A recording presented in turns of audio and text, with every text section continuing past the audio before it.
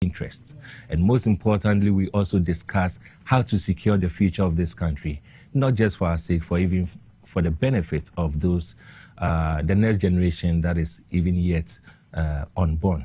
This evening, we're going to have another interactive session as we've always been doing. And our concentration tonight is going to be on religion. We are going to discuss a bit more about religion in this country. Religion is one of the key concepts that shape human thoughts patterns and helps to shape perspectives for societies.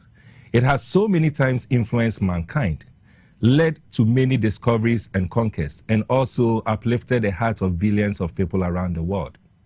It is one of the key drivers of state policies, concepts, laws, constitutional composition, and some other cultural and economic pursuits. The reality is, some religious leaders have become semi-gods. They are now the drivers of the thoughts of millions of people and can twist narratives at any given time. Politicians have understood this and are dining with these religious leaders to be able to garner votes for their faithful. We have a religiously driven voting pattern because we tend to see people believe that if a presumed believer or fellow faith member is in the seat of government, things will be better for us. And it is the opposite. Ghana is a very religious country, and all of us are aware of that. This situation has led to our population being driven not by science and technology, but by religious beliefs. Many of them cannot stand the test of science.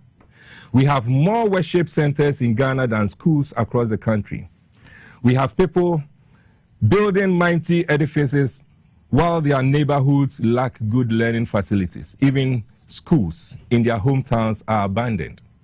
And if you ask them, they blame governments.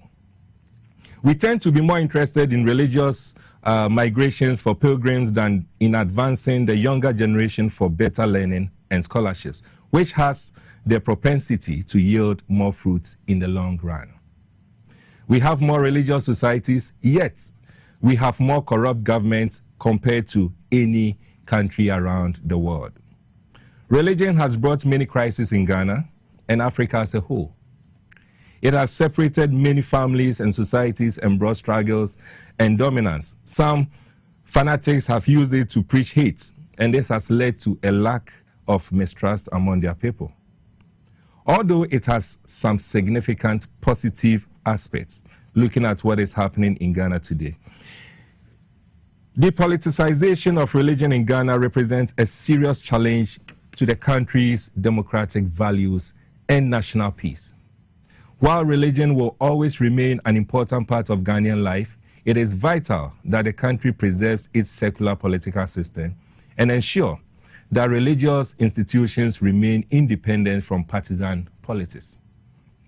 Historically, religious institutions have provided moral guidance and supported community development efforts without necessarily intruding into the political sphere. However, the increasing intertwining of religion and politics in recent years raises serious concerns about its implications for Ghana's democratic future. And aside the political aspects, we're also looking at the ethical, social, and the cultural aspects, the impact that religion has made as far as building our nation is concerned. And that's why this evening, the main question we'll be asking you as you get interactive with us is looking at the social, cultural, and ethical contributions of religion.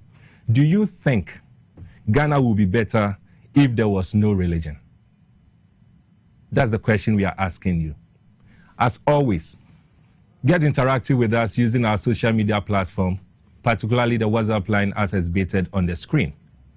We are going to take a commercial break, a very quick one. And when we come back, I'm going to introduce to you a very important guest that we have this evening to help us understand this issue relating to religion.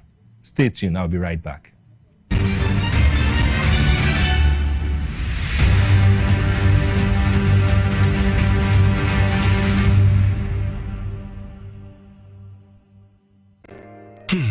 If I cry na menyisika, etia ye mefui.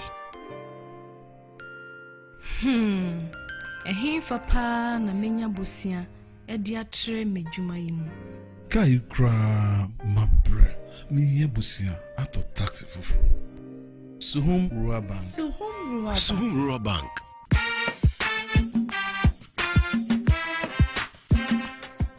Yemamwa baba Suhum Rural Bank. Ye won hye ahodo bi te se dwadifo abosia, ekoko abosia, susu account.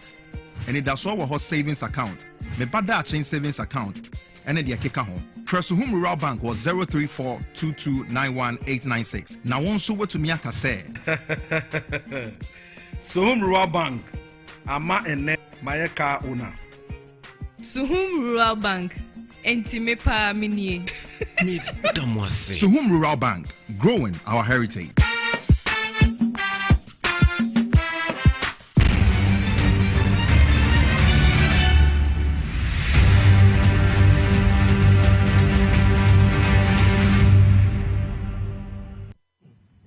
Welcome back. As I indicated to you earlier on, we are going to have a conversation on religion. And the topic for this evening's conversation is religion as a catalyst for nation building, exploring its social, cultural, and ethical contributions. I want to take you through some 2 or 3 slides as a preparatory ground before I introduce to you this, our guests for this evening. So, as I indicated, that is the topic we are going to have this evening. Ghana's population, if you look at it, tells you that the last census that we had a population approximately 35.06 million people in this country. We have the urban population around 58.6%. And then we have the average age or the median age being 21.3 years. And that indicates that we have a youthful demographic, or if you look at the population. Now, if you look at the religious demography per the 2021 census, Christianity constitutes 71.3%. And under Christianity, we have the Pentecostal and the Charismatic constituting 31.6%, other Protestants constituting 17.4%, Catholic 10.0%, and then the other Christians constituting 12.3%. That is the first religion majority of Ghanaians belong to. That's Christianity. The second religion, which all of us know, is the Islamic religion. Now, if you look at the Islamic religion, we have 3 or 4 groups. The Sunni, I hope I'm pronouncing it well, constitutes 51%. The Ahmadiyas constitute 16%. The Shia constitute 8%. And then the other non-denominational constitute 25%. So that is also the composition of the Islamic religion. Then we have the traditional faith, or the ones that we mostly would describe as the faith belonging to our forefathers. We have the 3.2 of Ghana's population belonging to that faith. And then those that say they don't have any religion. I'm not sure whether all of them believe that God doesn't exist. But the fact that you don't have a religion doesn't necessarily mean that you don't believe God doesn't exist. But all others who do not associate themselves with any of the 3 religions that we've talked about, they constitute 1.1%. Now, if you look at religion in itself, the fundamental focus of religious teachings in helping build a nation encompasses 3 areas. First is to promote unity, encourage civic responsibility, strengthen social fabric. That is the teachings that we all expect the religion that we've gone through to, focus on. Then after, we also look at the role of religion in nation building. They serve as moral compass, conflict resolution, cultural identity, and community development. That is that. There's one aspect of it which is of so much interest to me, and that has to do with the role of religion in curbing corruption. Religion, when practiced genuinely and ethically, can be a powerful tool in the fight against corruption. Because 1, it is supposed to instill moral and ethical values. It's supposed to shape leadership ethics, public advocacy and accountability, encouraging civic responsibility, and providing social services ethically. That is the first aspect of it. The second aspect of it, okay, so that's it. Then we come to the very last one, which I want you to also look at, and that has to do with the challenges that religion over the past years seems to have presented or imposed The first one has to do with the perception that most individuals that engage in religious activities exhibit, a trait known as hypocrisy. And it says that if religious leaders or institutions are themselves corrupt, their credibility will surely suffer. So that is the perception out there. The second one, which for me is something that over this past, I would say probably the last 3 elections that we've had in this country, general elections that we've had in this country, we have seen it so strongly. And that has to do with the politicization of religion. When religion is co-opted for political gain, its ability to confront corruption is weakened. And so this is just a brief of it. This evening, as I indicated to you, we are so privileged to have with us one man that personally I respect so much, I follow so much, I learned so much from. This is a man, when the flyer went out, the first comment I got from the flyer was that from a very, respectable person in this country. What he said to me was that this man, and I'm going to quote him, this is one of Ghana's fine brains within the religious circles. And I really agree to that. I mean, he needs no further introduction. But to say that I am privileged to let you know that he is also a board member of Crusaders Against Corruption Ghana. And that I'm so privileged to have him as one of the board members that steers the affairs of Crusaders Against Corruption. I'm making reference to your own, my own, our own, Bishop Dr. Samuel Mensah.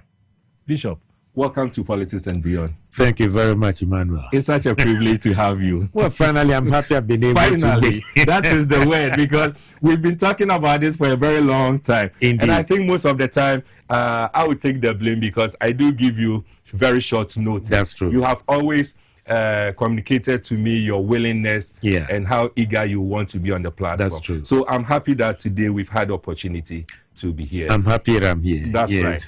Bishop, so today we are talking about religion as a catalyst for nation building.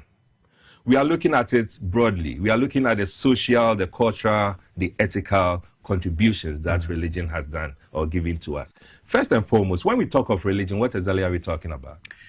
Well, I think, Emmanuel, in the first place, I would say that I think for the purpose of these discussions, you are using the word religion. Yes. But Christianity is not a religion. Very well. And I would want to make it reasonably plain. Christianity is not a religion. Christianity is a way of life. Okay. And religion consists of do's and don'ts. Don't do this, and do that. So you follow some set of rules. And when you don't do that, you feel guilty about it. But Christianity is a way of life where the life of Christ is reflected through you. But I'm sure that I will admit, for the purpose of these discussions, we will just accept the terminology of religion that consists of both the Christian faith and the Muslim faith. But that is what I will explain, that true Christianity is not religion. Because religion is you trying to appease a holy God. But Christianity is God reaching out to mankind. And where God really comes to you, wherever you find yourself, and transform you. And religion is you trying to make God look good. But Christianity is God reaching out to you to bring transformation into your life. With this explanation, can we then say that in the Old Testament, they were practicing religion? Because that we recall that they had the 10 Commandments, the do's and the don'ts. Right. And indeed, even in the New Testament, we still have the do's and the don'ts. Yes, and that is why Christ said all the laws have been put together into one: love for God and love your neighbor as yourself. And so a love for God constitutes, the first part of the 10 Commandments. Love for your neighbor constitutes the second part. So he said all the 10 Commandments are rooted in these two principles: a love for God and a love for mankind. Okay. So you cannot express yourself as being a believer without showing love for humanity, because we have been born to fulfill a purpose, and that purpose is to satisfy, do whatever you have to do to bring honor to God, and also to make sure that you improve the lives of people by love for people. Okay, so then that is clear. Just like you said, and I'll go with that. For the purposes of this platform, we are putting Christianity, Islam, traditional believers, and the other ones, all under the umbrella of religion. Exactly, that's fine. So, Doc, the first question, or one of the questions that comes into mind, is that over this past period, we've had religion. We confidently describe ourselves as a religious country. Yeah. When we talk of religion, if you look at the population that we talked about, 71% constitutes Christianity. Christians are supposed to lead the way. 19% constitutes Islam. Their teachings also says that they are supposed to lead the way. Just about 1 or 2% are outside that. Where we are as a country, what it simply means is that almost everyone that gets the opportunity to lead this country can find him or herself under any of these umbrellas. Okay. Do you think religion has really helped us as a country, looking at our current state? That is quite an interesting question. We are a religious country, yet it hasn't reflected in the way we do things as citizens. Nations that will not be described as religious, you can see that things are working, institutions are working, laws are working, and they don't pray as much as we do. Yes. Japan don't pray as much as we do, like, all as much as African nations do. India or perhaps Malaysia, they don't pray as much as we do. Yet, they are far developed and far advanced. And those of us who claim we are religious nations, we are marking time in life. I have come to conclude one thing, that what common sense can do for you, prayers will not do that for you. That's an interesting one. Can you please repeat that? What common sense can do for you, prayers will not do that for you. Unfortunately, we have allied ourselves, or we think that everything should be fixed by problems, and we think that the problems of our nations are spiritual, but the problems of our nations are not spiritual. The problems of our nations are common sense problems, just common sense problems. Unfortunately, we sometimes think that every problem has to be solved by prayers, but prayer alone cannot fix the problems of society. That's right. Because God in his wisdom has given us the common sense to fix our problems. So, the symbol of prayer is putting your hands together. One hand represents, the right hand represents divinity, the left hand represents humanity. If you put that together, you need both divinity and humanity to solve the issues of life.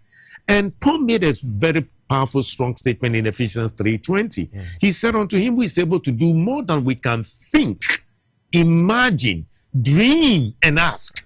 Now, the power of asking is prayer. Now, beyond prayer, he said, imagine. Use your imagination. Think beyond what you can imagine about, and dream. Unfortunately, we have denied ourselves of all these three major elements: the power to imagine, the power to be innovative, the power to dream, and then we think that prayer alone will fix our problem. And unfortunately, that is what the pulpit seems to project. That's right. So instead of allowing people to think, to be creative, to be innovative, we think everything is impossible. Everything must be prayer.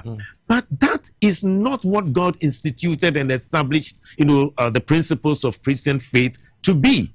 In addition to prayer, think to solve the problems of our society. So, yes, we have a lot of Christians, the majority are Christians, yet it does not seem to reflect in the way we do things. The pulpit must be responsible for where we find ourselves. How come people's lives have not been transformed? It's because people are not, they become what the pulpit produces. So they are a reflection of the pulpit. Okay, the pew is a reflection of the pulpit. Until we begin to analyze and we change the way we share the gospel, and then we bring the principles to bear, we have a long way to go. This is really an interesting one. What strikes me is the issue of common sense. Yeah. What common sense can do for you, prayers cannot do for you. Absolutely. Does it mean that the pulpits, the religious platforms, has failed to instill common sense in the people? You see, throughout the principles of scriptures, we have been taught to adopt the person of Christ. He's the way, the truth, the life, the good shepherd. That is the person of Christ. And we have rejected the principles of Christ. The principles of Christ is where he introduced the kingdom principles. He gave us principles of the talents, where you learn how to observe. And the principles of Christ talk about time management, setting a vision, hard work, planning your life, making sure that whatever you do, you hold people responsible, you are accountable, you are transparent in all the things you do. So we are talking about skills that can develop humanity. Unfortunately, the church has adopted the person of Christ and has downplayed the principles that enhances human development, the principles that promotes human life, the principles that brings development to humanity. We have downplayed those principles, and we think it is the person of Christ alone that can bring transformation in our country. Now, the nations that were the cradle of religion, that is Israel, the Middle East, and if you look at these two nations, they are highly religious, but they are highly developed. Why? Because they have accepted the person and they are applying the principles. The only nation that has combined both religion and industry together is the United States. They are highly religious in the way they project things about their faith. But when it comes to productivity and national development, they are one of the highly developed nations in the world. Why? Because they have applied the principles of vision setting, management, development, things that allow basic management principles are all rooted in the scriptures. Unfortunately, we have downplayed those things, and so we have only just accepted the person of Christ, and that is the major challenges we are having. Because we are not time conscious in what we do. We don't have a vision that drives us as a society. We don't even have a national vision that drives us. We don't have values that drives us. So all these things are part of the principles that we have downplayed.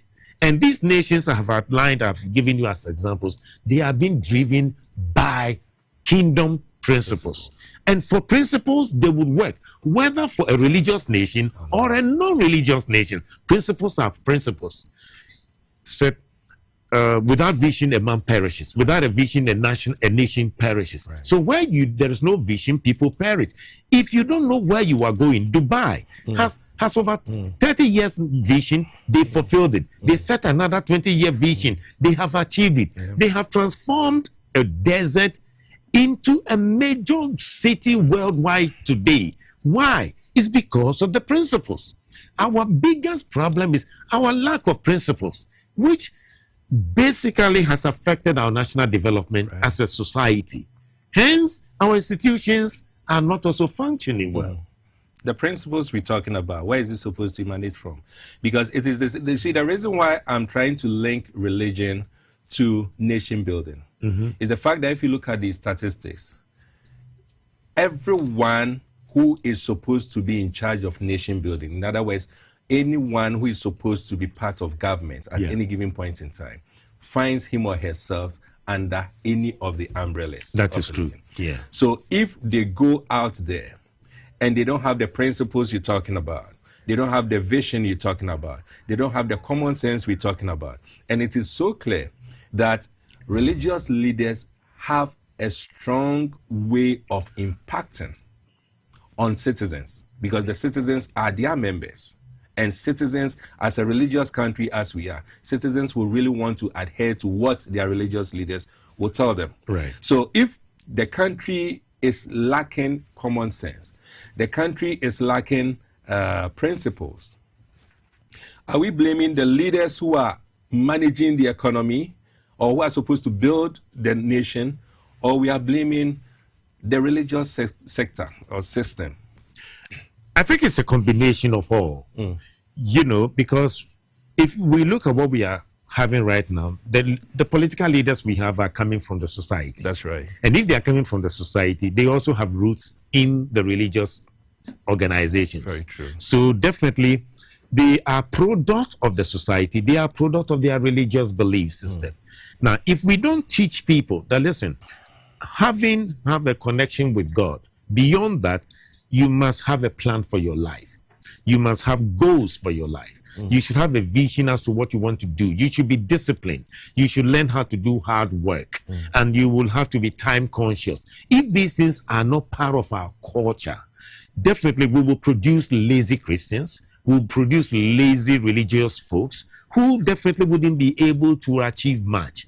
The same Ghanaian, when he leaves the shores of Ghana and he gets into Dubai or gets into US or get to any developed nations, he abides with the laws that governs them. And these laws definitely emanate from the principles of the scriptures. You see? So the question is, how come he leaves these shores of Ghana, and once he gets to America, he will not stand by the roadside and urinate? He wouldn't just litter around anyhow. Why? Because there are systems that are working, and people are ensuring that those systems are working. And until we make sure that we have leadership, because everything rises and falls on leadership, until we have leaders who will ensure that systems will work, we will pray and pray and pray and pray, and God himself will be shocked and surprised about our behavior. That, I have given them common sense to, in addition to the prayer, to apply this common sense, and they are not using it. And they think that they are praying so that I will fix all the problems for them. Unfortunately, that is not going to happen. The leaders must ensure that the systems are working. So if we elect a president, it is his responsibility to ensure that he will respect the structures we have, he will respect the systems we have, and he will empower the people. Now listen, your job is to make sure the systems are working. And when the systems are working, you do not interfere with the system. That is why in overseas, a police officer can arrest a top politician. That's true. And no one can interfere. That's true. Why? Because the systems are working. Somebody is making sure that it works. And that somebody is the leader who has strengthened the institutions. Unfortunately, our politicians have really dented our institutions, damaged our institutions, polarized our institutions to their benefit. And we must ensure that we have strong institutions with strong leadership. That is why Obama said, you don't need a strong man, you need strong institutions. Institutions that will hold you accountable. Institutions that will demand that you are doing that which is right. So for me, to some extent, I commend President Mahama. He started well, and applying this oral, where he's holding people responsible. I mean, officers and politicians who have come into office, and if you are perceived to have probably mismanaged the finances and the resources of the nation, come on, you need to be called to account. They should hold you responsible. I applaud the president making sure that people should account for their stewardship. They must account for whatever they have done in office, because there is always a day of accountability, and somebody should hold them responsible. I think we should all applaud the president that he promised it, he's working towards it. This is the only way by which we can strengthen our institutions and hold people to account. Do you think, with all that you've talked about, the religious sector will be relevant? And if it is going to be relevant, what role do you think the religious sector is supposed to play in ensuring that all these challenges we've talked about are fixed? I think the religious sector can be still relevant and effectively relevant if they rise above partisan politics. Unfortunately, almost all the institutions have been polarized. That's right. And it has also gotten into the segment of the religious terrain that religious leaders are quite It's polarized also. There are times when you come into, you even believe, sometimes when you come into decision making, you realize that people are divided because they don't want to be very firm on certain things based upon their affection to a particular party. So even in the religious settings, we have been affected. Instead of religious leaders rising above partisan politics, rising above and holding institutions accountable, unfortunately, that is not what we see. Today, our segments are not even running for and ensuring for this Galamsey thing. It looks like we are not trumpeting it enough. Okay? It looks like we are not trumpeting it enough. We have major institutions like the Christian Council, Ghana Pentecostal and Charismatic Council. We have the National Association of Charismatic Churches, NAC, and what have you. We will expect that a lot more would come from them. But you see, it appears that the only institution that is seriously holding government into account now is the Cali Bishop Conference. That's true. Very true. So right now, where I sit, my hope is only in the Cali Bishop Conference and the TUC. Because we now believe that it must take these two institutions to deal with this destruction of our water bodies. Right.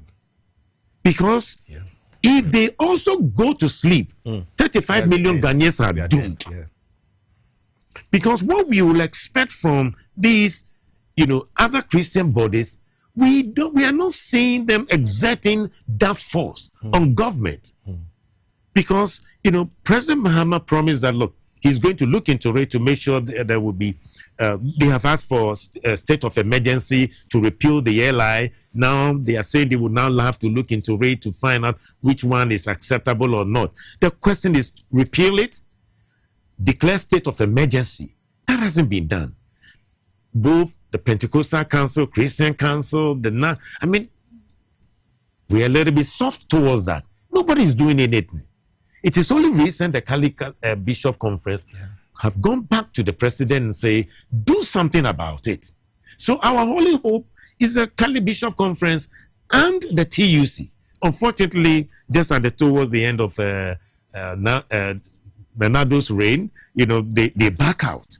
But you see, they must exert pressure on government that this is a life-threatening matter. Right. Either we deal with it or we are doomed. Right. One professor, Amma Kluche, made a statement. I saw the post. She said, all that she needs is 5 helicopters, some gowns, and then, 5 helicopters. She needs the gowns. And within 2 weeks, she will clear all those who are dealing with, destroying our water bodies. And I said, kudos, I agree with her. That's what we should do. We should wipe them off. Do we have to allow just the few, less than 1 million, to kill us, to kill all the 35 million and allow them to leave? Let's kill them. That's right. So that we can save the 35 million people alive. So if it means going there, spraying all of them, let's get rid of all of them so that the 35 million will leave. Listen, the water that runs into my home right now, in the tank. Recently, they washed it. We washed it 5 months ago, and then we decided to do it just after 4 months. The residue in the water tank was more than chocolate. Like the color was more than that of chocolate. This is water coming to Tema. That's right. This is what we are dealing with. It's a life-threatening matter. So it's not a question of a human right. It's a question of human survival. And if we don't do anything now, 35 million would perish. And this is where the Christian councils, the Christian Council, the Ghana Pentecostal and Charismatic Council, they must rise up. The Apostolic Fathers, the NAC, they must rise up and join the Catholic Bishop Conference and speak. This is what must be done. And this must be the voice of religious leaders to ensure that we are pushing for an agenda to be achieved. Unfortunately, we are polarized. This is the demon of partisan politics. And that is That is how far the demon of partisan politics have brought into our lives, that we cannot speak truth to power. That's right. Because of the fact that, last time the previous government was there were issues you didn't agree with me. Now another government is in, I cannot agree with you. I think we should rise above that. Talking about rising above that, there's one thing that came into my mind. It's quite interesting. I remember a couple of years back, courtesy you, I had the privilege of addressing the leaders of the religion or the Christian faith. And I remember after doing my presentation, the bishop who took over from me, I was stressing on the fact that religious leaders and the Christian pastors should exhibit some level of John the Baptist spirit to speak truth to power. And I remember one of the bishops, right after my presentation, came in and said that if you are supposed to exhibit the John the Baptist spirit, you will die before your time. So be careful. And I was taken aback anyway, but I thought, that it is time for us to be speaking truth to power. And you can't get any, weightier voice than that coming from the religious or the Christian or the religious sector or section. My question here is, why has the religious entities in this country allowed partisan infiltration when it is expected to rather be seen as the voice of conscience? Is it money? Is it lack of principles? What exactly is the issue? Well, I think the introduction of partisan politics or political democracy, we didn't know when exactly, I'm not too sure when exactly they were able to infiltrate. But I think our politicians have done extremely well to really weaken our whole setup of institutions. And I'm not too sure, but you see, no nation has developed based on partisan ideologies, partisan politics. No nation. Sure. And if we as a nation want to develop, then we should all rise above partisan politics. America can play games with partisan politics. They're over 270 years old, and they're highly developed and an industrialized nation. Most of the developed nations in Europe can play with partisan politics. We are just 68 years. We are emerging. We are not yet developed. I mean, we have so much to pursue. So we cannot adopt a system where only the few seem to be enjoying. I think recently I heard Professor Costa saying that only just this political class seem to have benefited from the political democracy that we have. That's true. Only the political class. And the political class may be less than 10%. So why should 90% suffer for the 10% just to enjoy the wealth of political democracy? We need to really examine our governance system. Some of us strongly believe that for 35 years or 7 years that we have practiced this political democracy, it hasn't helped us. We haven't made any significant progress. Only a small class of the political class are beneficiaries of this political, democracy we have. So we need to go back, examine what can we do and how can we improve this system. Democracy was inflicted on Africa. Democracy was inflicted on us. It wasn't part of our system of governance system. Some of us believe that we should possibly start thinking about a union government where you don't need party A or party B or party D or party Z, but you will have to bring in the best brains, the best skilled people to run and govern the country. In so doing, when people are in government, they will all want to contribute to national development. But as we speak now, all that NPP is waiting for is to grab power in 2028. That's right.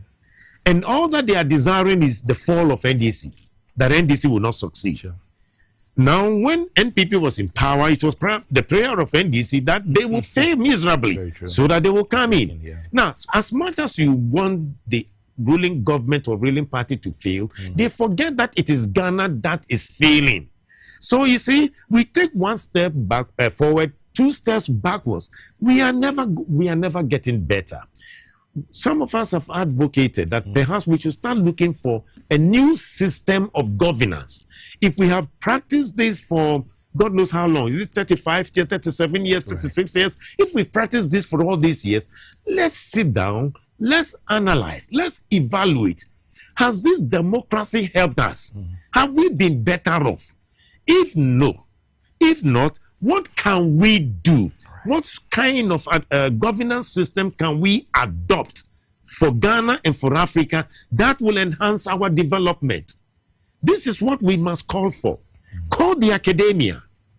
Call them and let them go into a conference and define a new governance system that will work for us. Believe you me, that minute political class would not be happier about it. That's true. Because they are the beneficiaries. That's right. Because you find someone in political appointment, and in 4 years, he was renting a house. Yeah. In 4 years, he has 3 houses. In 4 years, he has 3 houses. He has fleet of vehicles and filling stations and what have you. Where did he get those monies from? So the 90% should not sit down to allow the political class, the few, to enjoy the wealth of our society. We must call for an evaluation system of our governance system. This democracy hasn't worked for us to a large extent. What can we do? What system do we have to adopt to really find a better system that can work for the national development of everybody? That is what I think we should consider. Otherwise, the political class will still infiltrate into our system and keep on working and making sure that we will never get the unity we want. You know, one time, one of my nephews, last year when he was finishing university, he said he needed to register for NPP card. Right. And he was also going to register for NDC. And I said, for why? Why? He said, well, if I don't have that, he wasn't too sure which party was going to win at that time. He said he wouldn't get any employment. I said to myself, so is that where we have gotten to? That's right. That even in the universities, you must have a party card before you can be employed. That's right. Instead of looking at me whether I have the skills, the capacity, the ability, and employ me as a Ghanaian, I need to produce a party card before I can be employed. This should tell us our democratic governance system as we have now hasn't yielded the necessary dividends we expect in terms of national development. And therefore, we must really examine where we are and where we want to go. What governance system do we want that will benefit everybody and will not exclude anybody? That's sad. I mean, talking about your nephew, I have always had the opportunity to say that we live in a country where you are treated not based on your competence, but you are treated based on the political affiliation that you can find yourself in. And so no one treats you because you are a Ghanaian, but you are treated because of the political party card that you hold. And that is so dangerous for us as a country. What is worse is that it takes away even those who decide that I don't want to belong to any political party. What it simply means is that you are no more, you are not even part of the system if you don't want to do that. I'm going to ask you one more question, and the question has to do with whether or not you think we branding ourselves as a religious country has led us to nowhere, and what you think we should do. Do we, take away religion, whether Christianity, Islamic, whatever, do we take it away from our language and then focus on us being a secular country and focusing on technology and saying that this is exactly what we need to do? But you think about it. Let me go through some of the messages that has come, and then I'll come back to you for you to give me that answer. This one says that, good evening, Mr. Wilson. Religion has nothing to do with the challenges, curses, wickedness, ignorance, lack of education, and the ability to think as human by a gross section of Ghana. A gross section of the country is simply illiterate and still refuse to learn. And this is coming from Hula, Gomado. Okay. Mr. Wilson, are the Arabs, Hindus, Christians from the West not religious? The leadership of Africa, and for that matter Ghana, my country, can't just think. And most of this leadership are still swimming in low complex and think the whites are still gods. Okay, you didn't add your name. What we practice in Ghana is not religion. We practice religious manipulation. Pastors and imams use religion or religious fanaticism to manipulate the minds and hearts of their followers. The existence of religion in Ghana has done more harm than good. And this is coming from Imoru Abdallah from Bongo in the Upper East region. Hello, Mr. Wilson. These challenges are all based on common sense, but not religion. If your leadership is, okay, I don't want to use that word. Okay, thank you, Abbas, thank you. My name is Ibrahim Shafiu. You are doing a good job. All right, thank you. This is Kwame. Kwame Nkrumah was the true opposite of the wolves opposed on us.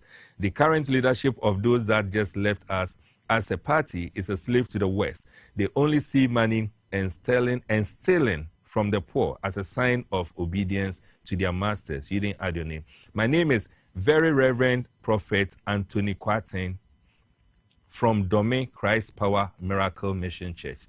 Yes, Christianity is a religion.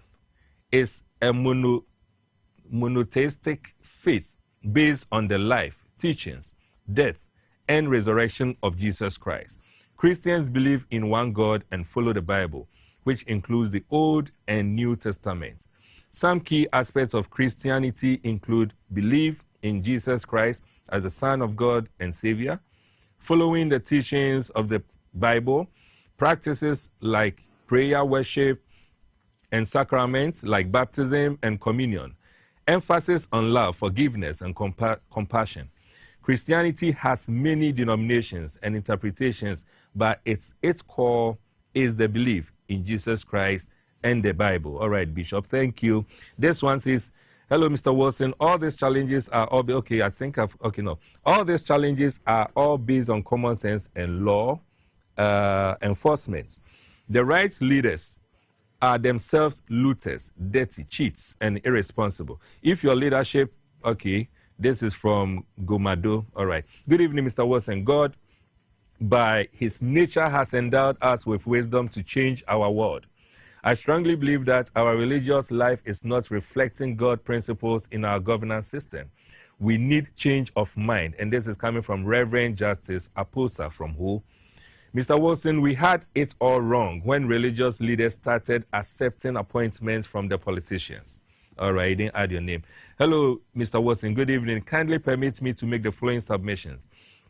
Ghana and Africa as a whole is not developed to our satisfaction simply because we've been deceived to accept a system of governance that is doing more harm than good to Africa.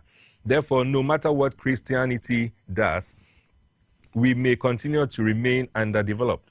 Partisan politics, or the so-called multi-party democracy, has been imposed on us so that we may continue to be underdeveloped to the advantage of those who impose it on us. Those who even impose partisan politics on us are suffering from it. President Trump was nearly killed because of partisan politics. The best system for Africa is nothing else but theocracy. Thanks. And this is coming from Reverend Father Ignatius James Yao Amponsa from Achem in Tronan. Okay, I hope I got it right. Good evening, Emmanuel. Please tell Senior Backhouse that I'm enjoying his presentation. Senior Backhouse. Okay, all right. I'll come for you to tell me what that means. But good evening, Emmanuel. Please tell Senior Backhouse that I'm enjoying his presentation. I'm always grateful to him for the pieces of advice he gave. And this is Edmond Ni Odai Mensa at Spinters Road. Yes, Christian nations have failed to establish, one, the foundation, and that is Psalm 11:3, and two, the principle of the kingdom as set up by Yahweh. We fail as leaders thinking the president is the only leader. Leadership is at all levels of life, from the schools, the workplace, the home, the firstborn in the family, etc., etc., are all leaders. And this is coming from Mawunyo from Accra. Good evening, Mr. Wilson. Ghana under His Excellency John Mahama must do and take a drastic action on this galamsey and the different stakes ongoing in this country. He should know that the Ghanaian has politicized everything, and partisanship is destroying this nation. Do as it benefits the majority and kill the evil in the society for the majority to live. His Excellency John Mahama, whatever you do, you'll be hated and be criticized. So do not look at that. Think of Ghana and kill the minority evils. All right, you didn't add your name. Good evening, Mr. Host. I believe religion has helped Ghana to sustain its peace. The peace that has helped us to tolerate one another. Ghana has many ethnic groups and tribes, and it is the Christianity that has held us together this far. When I look around our neighbors in this sub-Saharan Africa who are not religious or they are not Christians, we can all see the numbers of exodus into our country from countries of wars and famine. And that tells us that our country would have been without Christianity. I know there are challenges which I still don't understand and agree with Bishop concerning managing our wealth due to politics and other non-believing factors. All right, you didn't add your name. Mr. Wilson, tell Bishop that the pastors and other church leaders have their people to make their money from them.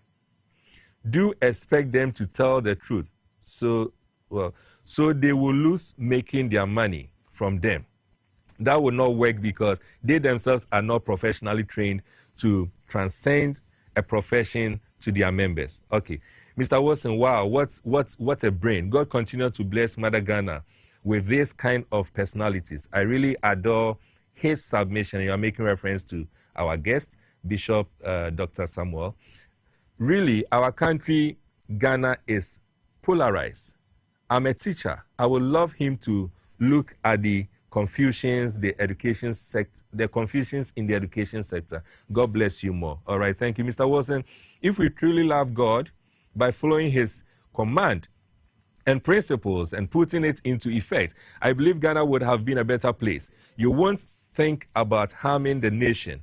And this is again coming from Reverend Justice Aposa from who religion is not a solution to our woes. It has become a tool in the hand of politicians and so-called men of God. The answer to our challenges as a country is within us, not religion. And this is coming from Robert. The cost of the country is based on our so-called pastors and our chiefs. Okay? All right, okay. Mr. Wilson, Bishop should be the advisor to the president. He's so deep. And this is coming from Prophet Nana Ofori. Yes, Prophet Nana Ofori. All right, good. Thank you. Great lessons coming from Bishop. Common sense is indeed downplayed in the practice of Christianity as a result of selfish gain from some of the religious leaders, unfortunately. And this is peace from Tema. A lot of your messages, I'll see if there's time, I'll come back to it again. But I need to come back to Bishop. Bishop, so we're talking. Yeah. These are some of the views that has come. Do you think, and as I was asking, do you think that we must stop deceiving ourselves by describing ourselves as a religious country and then go into the secular and say that we don't even need religion? Let us go and say we are a secular country and we are going by principles. We are going by common sense. You know, there is nothing wrong with religion, but there is something wrong with a human being. The problem is not religion. It has to do with the human life. It is just like having a cake of soup, and then someone comes in and tells you, well, Emmanuel, this soup has no potent, no strength, can't wash and can't take care of me. And this guy hasn't washed for probably 2 months. He hasn't washed down for 2 months. He's smelling. Everything is so bad around him. And he's saying that this soap is not potent enough. Question, has he applied it? No. If he's able to go to the washroom and apply the soap on him, he will now know that the soap has the power to change him, to wash him, and to cleanse him. There's nothing wrong with the religious principles. Right. What is wrong is with a human being who has the difficulty to allow the principles to be translated through his life so that it can reflect at the workplace. It can reflect in whatever he's doing and will allow those principles to reflect. So that is where we find ourselves. The inability to allow these principles to show wherever we find ourselves. Every human being born of a woman came into the world with 4 things. We call it the GAT. G for gift, A for ability, P for profession, and T for talent. Right. You are supposed to use these things to change your world, your society, wherever you find yourself, whether in government or in education or in the industry. You are supposed to use that to translate and to transform the lives of the people around you. So the problem is that we've not allowed these principles to actually work through us. Hence, we think the religion is probably the cause. It's not. Now, if you take religion out, it's just like any other country. Religion brings values. You are guided by values. But you see, as I speak now, if I should ask you, Emmanuel, if I should ask you, do we have a set of values that drives us as a country? No. It's no. If I should ask the president, what are our national values? Ask the 270 parliamentarians.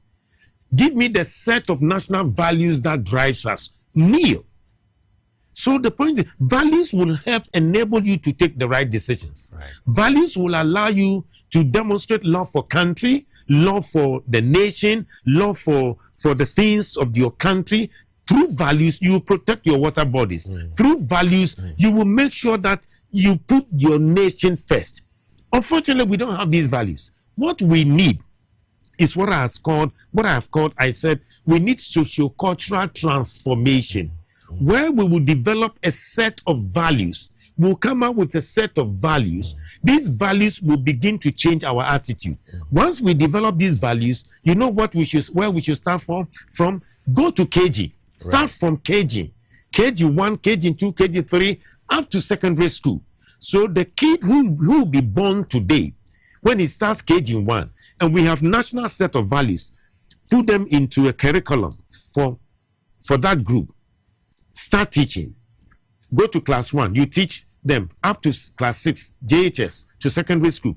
That kid who starts KG1, in 20 years, he'll be completing university. Right. And in 20 years, through this national set of values, we will produce the new Ghanaian with the right attitude, with a love for country, being committed and being patriotic. You see, the generation we have now, those who are 40 years or 50 years and above, please, we shouldn't waste much more energy on them. There is nothing that can transform them. They form their attitude and their behavior already.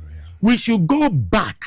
Any national leader must have a national vision that in the next 20 years, I will produce the new Ghanaian with the new set of values. And these values will allow you that when you finish university, you would make sure that every decision you take, whichever ministry you find yourself, you'll be guided by this vision and values that is a love for country. So you wouldn't allow Chinese or foreigners to come into your forest and destroy your forest and then make money and then they leave. These values will cause a police officer to arrest you because these values have been embedded in you right from the day of your birth. So you finish university. So we must have an intentional vision of transforming the country. The reset agenda by President Mahama is brilliant. Right. But there are things that has to be put together. Bring all traditional leaders together. Right. Okay? Ask them to identify cultural practices that haven't helped our national development. That should be very easy.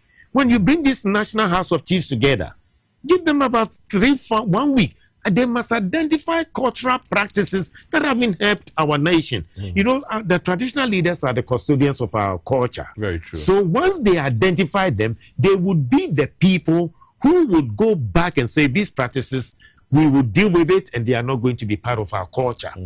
Then you bring stakeholders together, key stakeholders from traditional, the Christian community, the TUC, and all the various professional groups.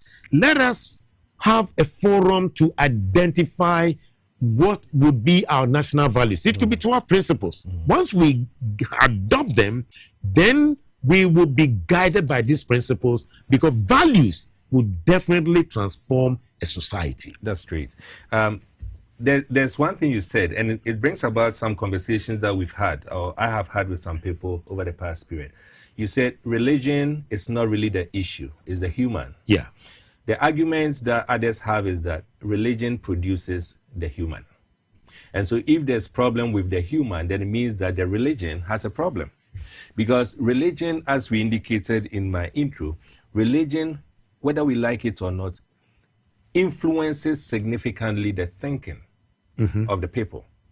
And so if at the end of the day there's problem with the people, it means that religion, that is where the problem is coming from. They are not giving the people the kind of information, using your word, the kind of common sense principles that they are supposed to give. So I think it goes hand in hand, but I think the foundation starts with the religion. There's this argument about, and you talked about the school, and I'm happy you talked about schools, orientation from schools. People talk about we getting back the mission schools. Yeah.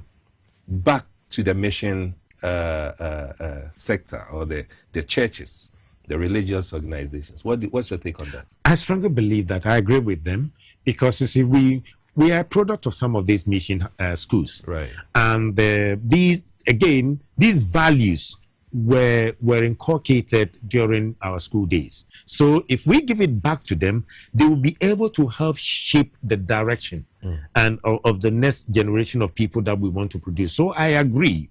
But you see, religion gives birth to values.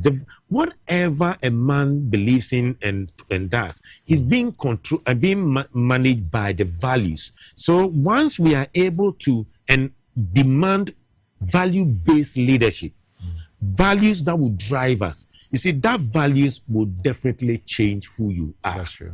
So again, the problem is not with the religion, the religious teachings. Okay. It has to do with the human being.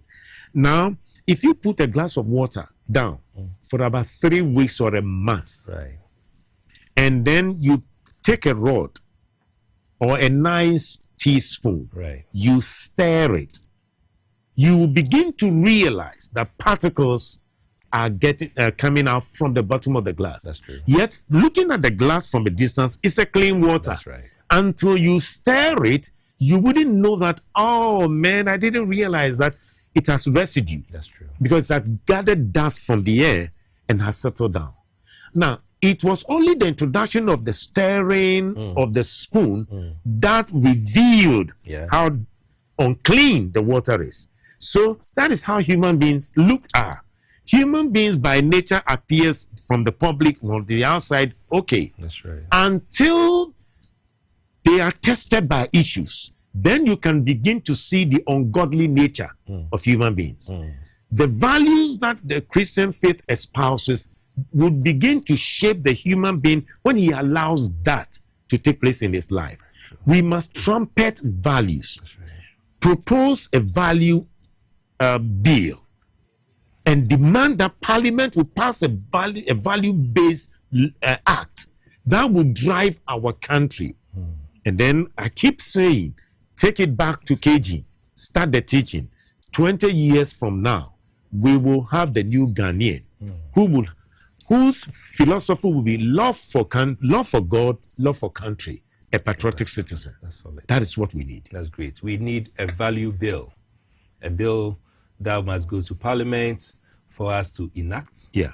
So there becomes an act, and then it binds. Exactly. Particularly to orient the younger generation, the less than 40 years, Yeah. Maybe from 30 years below. 30 years below, so that we can have them. 30, 40 and 50, they are beyond redemption. They are beyond redemption. You know what? As a matter of fact, God has given up on them already. Oh my goodness. You mean God has given up on some of us already? God has given up on the 50 and above, the Ghanaians. Bishop, I'll come to you to wrap up with your very last thoughts or communication to us, because we've gone past the time. But let me still 1 or 2 seconds to go through 1 or 2 messages that has come.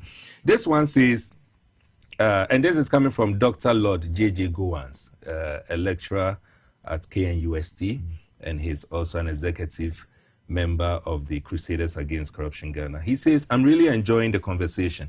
God bless you, Mr. Wilson, and the guests.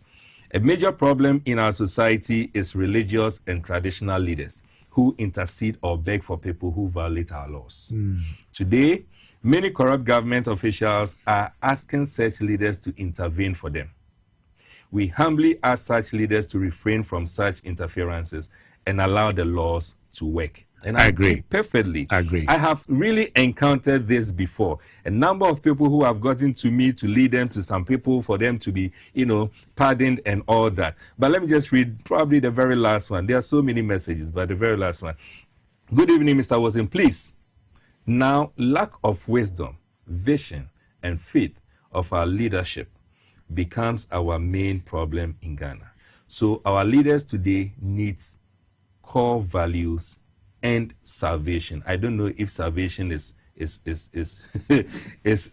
needed in this situation, but probably, Doc, your final words.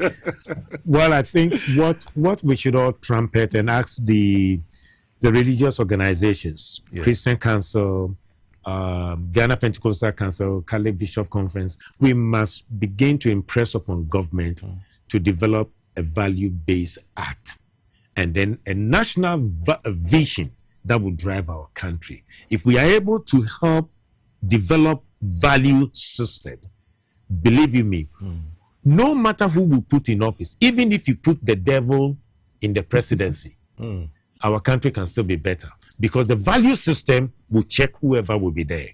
And then the value system will produce the kind of quality services we desire that will enhance the human development of our people. That's right. I think if for nothing at all, one of the things we all need to associate ourselves with moving forward is to ensure that we have what we call the value-based acts. Is that what you said? The value-based acts. We should have a bill in process and then ensure that we have an act.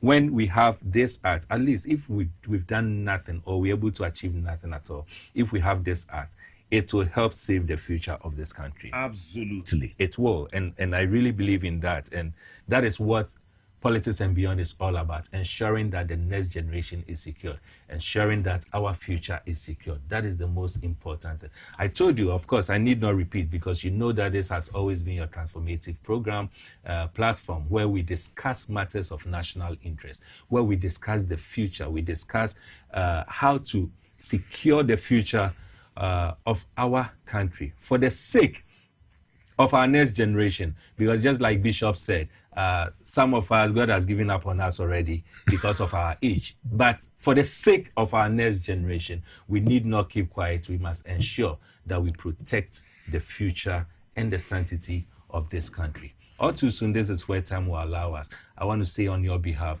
a very big thank you to Bishop. Bishop, thank you so much. You're welcome. Thank you so much.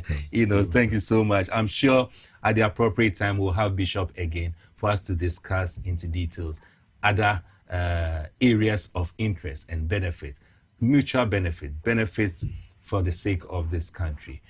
Next week, just around this time, and I'm making reference to next week, Monday, 8 p.m., we are going to meet again with another insightful episode. Till we meet again next week, my name, as you know, is Emmanuel Wilson, the Chief Crusader Against Corruption here in Ghana. And all I can say for now, till we meet next week, is good night.